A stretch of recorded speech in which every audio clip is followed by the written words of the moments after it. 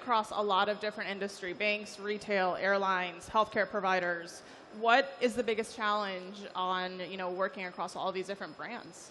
Yeah, so there are challenges, right? So there are challenges. So the biggest challenge that you need to look at is about brand consistency.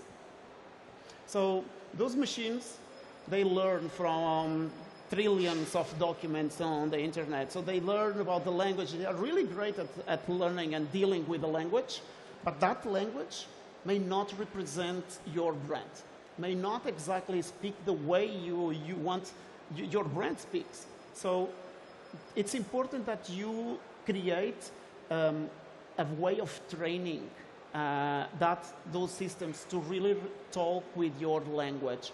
So there are several techniques about observation, observability, fine-tuning. Those are where the CX teams need to invest, not on the technology. Don't invest on technology. Invest on how you're going to use the technology so it can represent your brand in the right way.